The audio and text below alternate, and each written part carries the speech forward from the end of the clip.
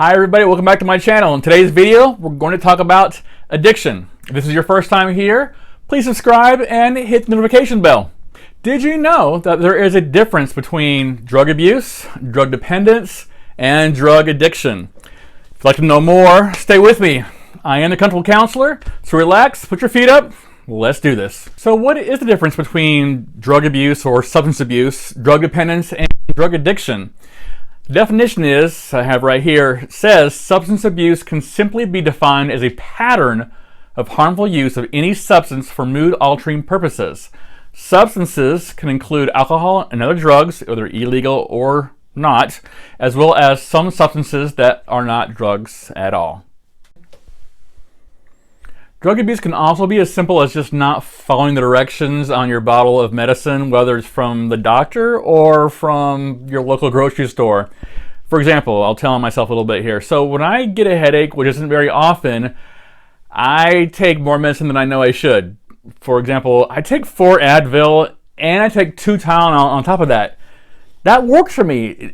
Not just the Advil, not just the Tylenol. I need actually both of those. So technically, I am abusing those medicines because I'm not taking them as directed, right? So the definition of dependence, drug dependence, substance dependence, is pretty much, without using too much technical jargon, both your body and your brain kind of need it to function to feel normal. And normal is not something we as counselors and therapists throw around very lightly. Your normal is what is good for you. What is your normal? What my normal is. What his or hers normal is. So, but the point is, you need it to function. You need to engage in a certain behavior, partake of a certain kind of substance so that you can make it through the day. Maybe it's get up in the morning. Maybe it's go to sleep. Whatever it is, both body and brain have gained a dependence on this behavior or substance. So consequently, if your brain and your body are dependent on a certain behavior or substance, and you don't get your daily fix of whatever that is, that you, let's say you need to drink a beer before you teach school, right? Your teacher, as an example. Maybe you need to look at porn in the morning, before you start your day. This is an example, all right? Well, chances are, if you don't get to engage in those dependent behaviors, you're going to feel out of whack. You're going to feel probably depressed, or you're going to feel anxiety, but you're going to have some kind of negative consequence. So keep that in mind, that not engaging in your dependent behavior that keeps you functioning and normal, it's going to have some adverse effects on you in a pretty negative way. So when does dependence turn into an addiction? This is my definition. This is my experience in working with this community and this population. So what happens is this, that you have your dependence and you're engaged in this behavior and this substance, and it's keeping you, again, whatever normal is, right? But then you start having negative consequences happen to you. Maybe you have a DUI, maybe there's a drug charge, maybe your wife finds out about your porn addiction or your porn dependence, whatever it is, there's been some negative consequences. Maybe your kids are taken away, or whatever it is. So when you have those negative consequences and you think, oh golly, I've hit rock bottom, I'm going to change, etc., etc.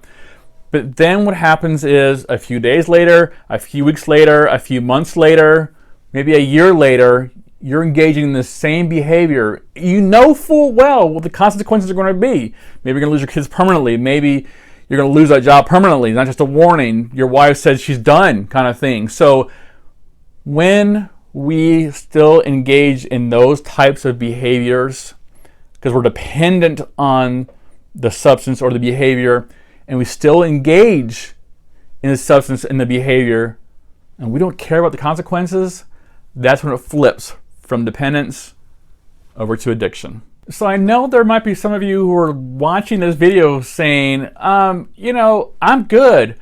I can still engage in my whatever substance, my whatever behavior. I haven't lost my job. I haven't lost my family. I haven't lost my whatever.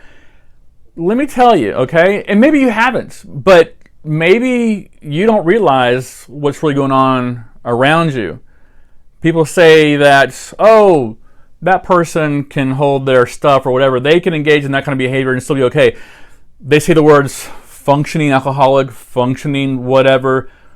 Let me tell you right now, there's no such thing as a functioning anything, functioning addict, whatever.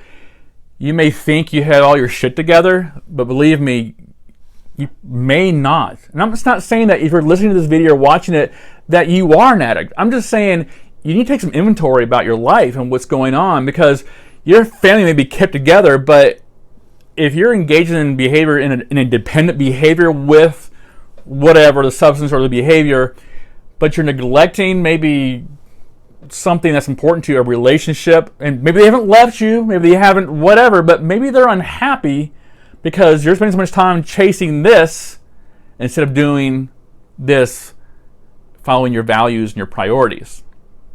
So just because you're functioning, again, does not mean that everything is okay. Again, that's different for every person. You need to take inventory with yourself. So like I said, it can be loss of job, it can be loss of family or whatever, it can be loss of health. Okay? Smokers, all right? Yeah, they're functioning, they hold a job, whatever, but guess what? Besides what it is, you are slowly making your health go down the tube, all right? It's not happening overnight, over a month period of time, even a year. It's slow, but there are consequences that people just don't care about because they need that drug called nicotine, all right? So it can also include loss of freedom. Maybe you have a drug charge, or maybe you have a prostitution charge, whatever it is that you've lost your freedom. Now you're in probation. Now you're in the system. I guarantee, I've worked with this population before for several years.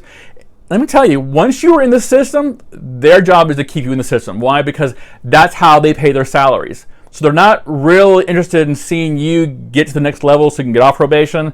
I'm just telling you the reality of it all. It happens. So once again, I hope you have gotten something positive from this video. If nothing else, remember, this is your life.